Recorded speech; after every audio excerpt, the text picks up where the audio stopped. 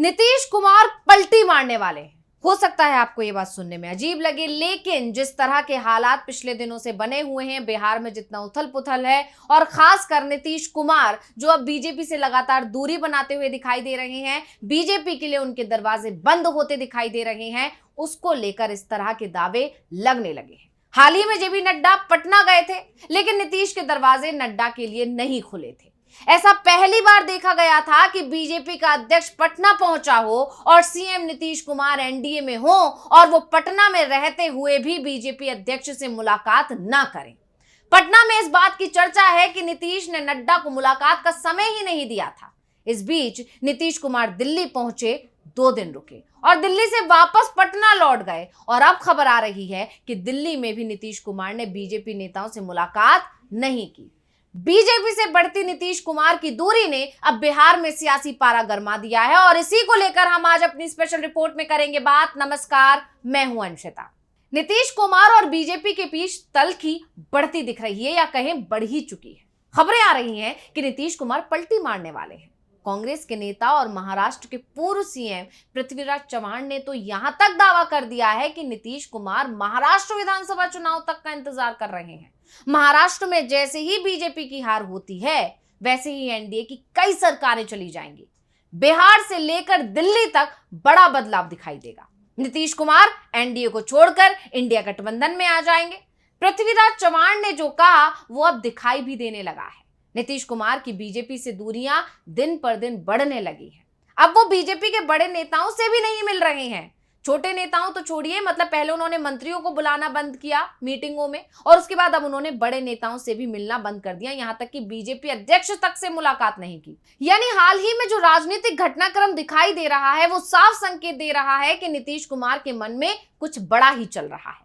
जैसा 2022 में दिख रहा था, वैसा ही कुछ अब 2024 में दिखने लगा है। 2022 में नीतीश कुमार बीजेपी नेताओं के बुलावे पर भी दिल्ली नहीं जा रहे थे, और कुछ दिनों बाद ही उन्होंने पाला बदल लिया था, एनडीए छोड़ दिया था। वो बात अलग है कि 2024 की शुरुआत में वो फिर एनडीए में लौट आए, लेकिन अब एक बार फिर नीतीश कुमार की बीजेपी नेताओं से दूरी दिखाई देने लगी है।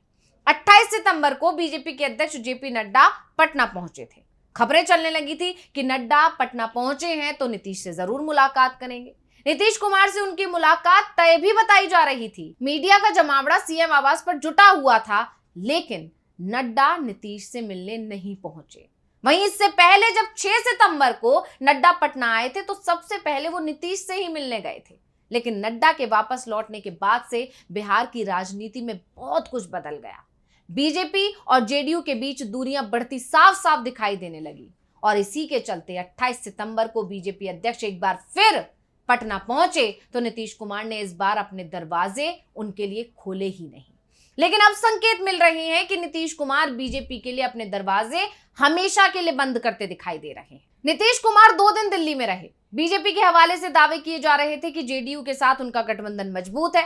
नीतीश कुमार दिल्ली आए हैं, यहां उनकी पीएम मोदी और अमित शाह के साथ मुलाकात तय है, लेकिन नीतीश 2 दिन दिल्ली रुककर पटना लौट चुके हैं।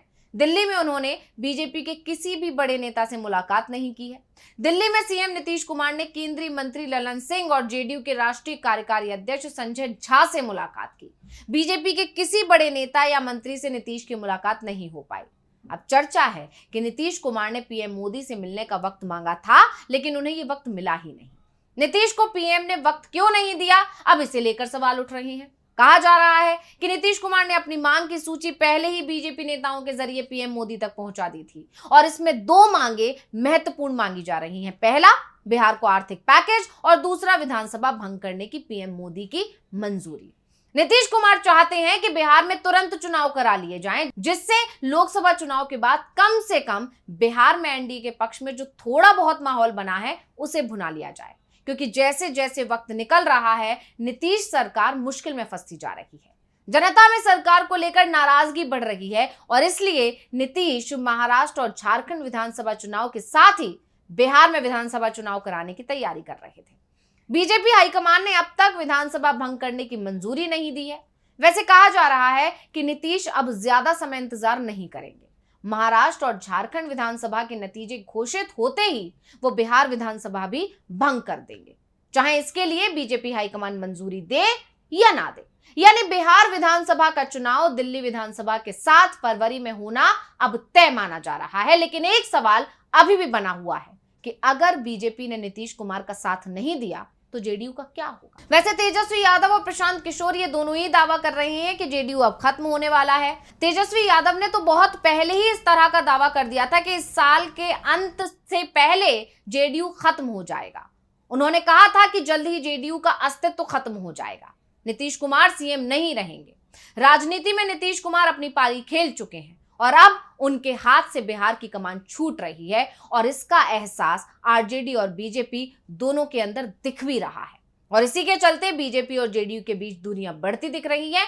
तो दूसरी तरफ जेडीयू का दावा है कि नीतीश कुमार अभी तक चूके नहीं हैं और सरकार में कोई आए बिना नीतीश के बिहार में कोई सरकार बनने वाली है ही नहीं। अभी सूरत हाल जो बिहार में दिख रहे हैं उसमें साफ है कि नीतीश कुमार जल्द ही एनडीए छोड़ सकते हैं। बिहार में बीजेपी इसी साल सत्ता से बाहर हो जाएगी और इसका असर दिल्ली तक दिखाई देगा, क्योंकि मोदी सरकार भी अल्पमत में है। नीतीश और चंद्रबाबू नायडू के समर्थन पर यह सरकार टिकी हुई है। अगर ये दल सरकार से समर्थन वापस ले लेते हैं तो मोदी सरकार बहुमत खो देगी और दावे हो रहे हैं कि 26 नवंबर से पहले दिल्ली में बड़ा उलटफेर होने वाला है। बीजेपी के दो बड़े सहयोगी जेडीयू और टीडीपी उसका साथ छोड़ सकते हैं।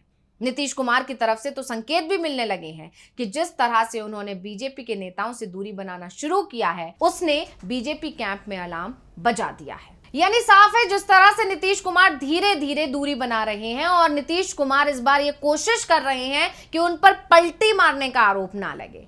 इसके लिए उन्होंने जो है अपनी मांगों की सूची, लंबी चौड़ी सूची जो है भेज दी है और वो जानती है कि बीजेपी जो सरकार की तरफ से या मोदी सरकार की तरफ से, एनडीए सरकार की तरफ से इस पर मंजूरी नहीं मिलेगी और जब मंजूरी नहीं मिलेगी तो नीतीश के पास एक अच्छा जो है बहाना होगा एनडीए से दूरी बनाने का, क्योंकि वो भी समझ रहे हैं कि अब धीरे धीरे बीजेपी की स्थिति कमजोर होती जा रही है और वो इस चीज को भुनाने की कोशिश कर रहे हैं अपने पक्ष में, क्योंकि वो जानते हैं कि वो समय अब नहीं है जब नीतीश कुमार दबाव में काम किया करते थे। अब दबाव में बीजेपी को होना जरूरी है, क्योंकि अब नीतीश को साथ रखना बीजेपी की मजबूरी बन गया है, जबकि इससे पहले बीजेपी के साथ रहना नीतीश की मजबूरी बना हुआ था। इसलिए नीतीश ने अब धीरे धीरे अपनी काम पर लग गए हैं, रणनीति बना ली है और अब वो समय दूर नहीं है जब कभी भी ये ऐलान हो सकता है कि नीतीश एक बार फिर एनडीए का साथ छोड़ चुके हैं और कभी भी ये खबर आ सकती है और जिसकी जो है सरगर्मियां अभी से तेज हैं। बिहार में लगातार इस बात की चर्चा चल रही है,